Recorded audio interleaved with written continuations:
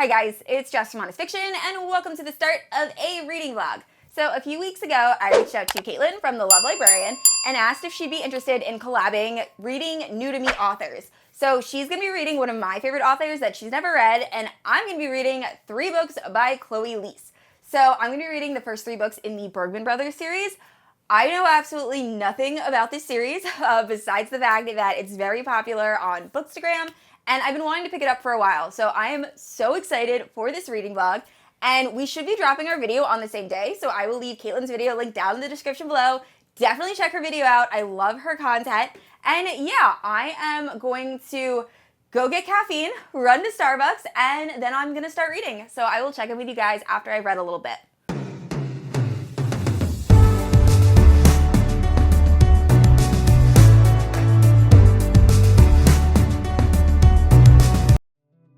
This is a good a day as any to start the rebuilding of life. The roads that lay open are many when the old one's gone under the knife. And I can feel the sun on my skin,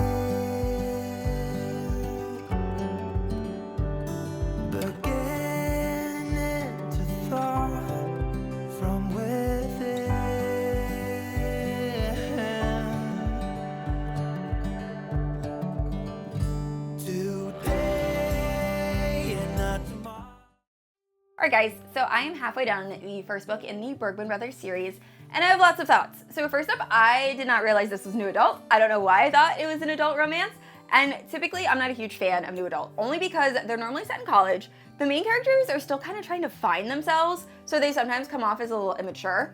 I'm not noticing that so far with this first book, so that's good. And also I'm really enjoying the writing style. And I'm loving our main character. So our main character is Willa, and she is this unbelievably hardworking girl. So she's currently in college on a sports scholarship because she eventually wants to be a pro soccer player. And then over the summer, she works at this bookstore, so she has this very extensive vocabulary. And unfortunately, her mother's currently in the hospital. So she's just super stressed out.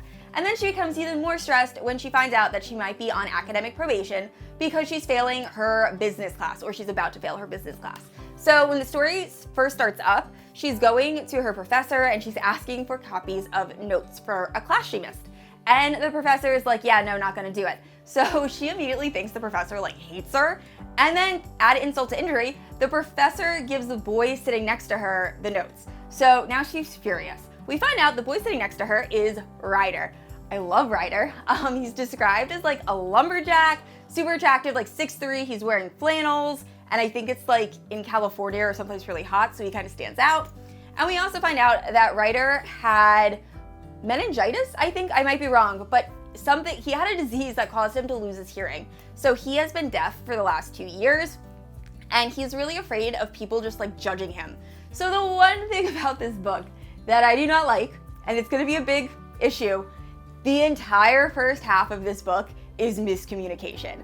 So with Willa, she is first of all, she doesn't trust men because of her father. Her father seems to have impregnated her mother and bounced. So she already doesn't trust men. And she's always had a very tough exterior, and she's just not great at communicating. And she says she really doesn't like getting in fights, she's not confrontational, and she seems to be overanalyzing everything. And then you have Ryder, who, like I said, he lost his hearing, he's currently deaf, and he is afraid about being judged. He hasn't spoken for the last 2 years. He's afraid that she's gonna think he sounds weird, and it's just these two completely misunderstanding each other for the entire first half of the book. So that part is kind of driving me insane, because they obviously both like each other. And this is dual POV, so we know for a fact that they both like each other, but I can't stand miscommunication, and that's all this first book is. So I'm really hoping as it progresses and they actually form a relationship, I think this is gonna be heavy. I can already tell it's super emotional, and I am really liking it. So I'm gonna check back with you guys after I've read a little bit. I have to go out, run some errands, do some work, and I'm hoping to finish this book by tonight, but we will see. But they've all gone out the window of this car, and when I feel the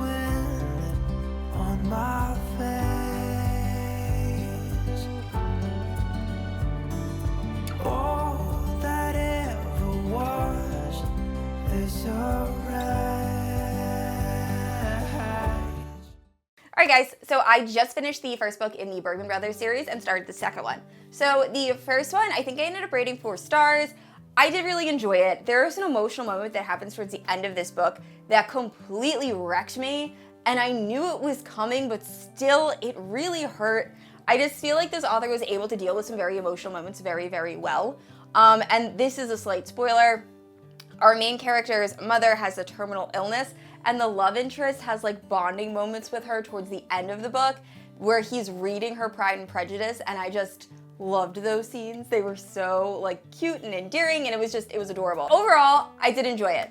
So the second book I can already tell is gonna be my favorite. It seems to be everyone's favorite, but it is following Frankie and Soren. First of all, Soren is like one of my favorite names ever. I told my husband if we ever have a kid, I really wanna name Soren. He's not gonna let me do it, but I love that name. I've always loved that name. And he is a hockey player, and then our main character is Frankie, and Frankie's actually on the spectrum. So this is the first book I've ever read, or first romance book I've ever read, that features a main character that has autism, and I'm so excited about it. So I feel like when I started in this field over 10 years ago at this point, there was still a lot of stigma surrounding autism, and it's amazing to see that has lessened so much. So I work in the child study team in education, and most of the classrooms I go into are self-contained. So typically the kids either have autism or some other like comorbid disability like pica or ADHD. And then I also do early intervention where I go into the homes of kids that are about to start preschool but aren't hitting their milestones, or they also have been diagnosed with autism. And it's just, I love seeing a main character that has to go through this but still shows that they want romance too, and it's just, I'm loving this so far. So on top of that, she also has arthritis, which I feel like we don't see a lot of like arthritis representation in romance novels. So I'm really loving this author so far, like a lot. And I can already tell, like I said, this second book is probably gonna be my favorite. But I'm very early on. So when we first start, we see Soren, famous hockey player, and then the main character, Frankie, is a social media marketing person that's like following his hockey team. So they have a work relationship, so it's a little bit of a forbidden romance. They obviously both kind of like each other, but they're trying to stay away from each other. That is until Soren gets a concussion and he starts talking about like how he wants Frankie there and he's holding her hand. And I just got to the part where something happens that is forcing them to now live together for a small amount of time, and they're trying to figure out how they're gonna navigate that without like telling everyone. And I'm just so excited to continue with this book. So I will update you guys after I finish. I'm hoping to finish this by tomorrow morning and then start the third book, and we'll see how it goes from there.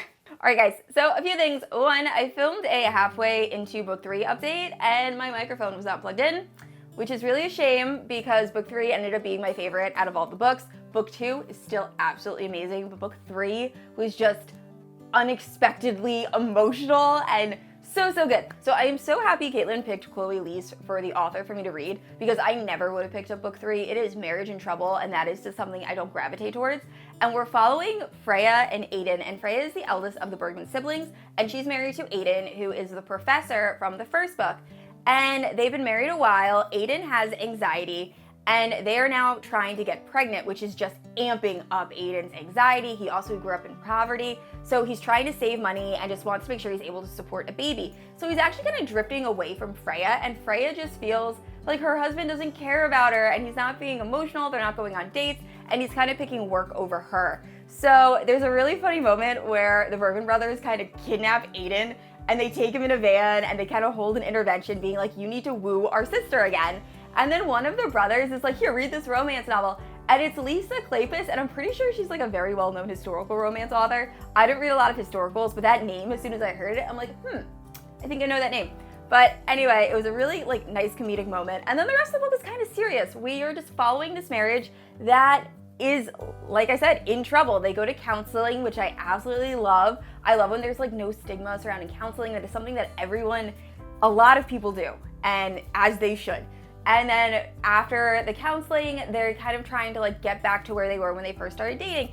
And it shows marriage takes work. Marriage is not easy. And I loved seeing a book that had a realistic portrayal of that not all marriages are perfect and you really have to work at them.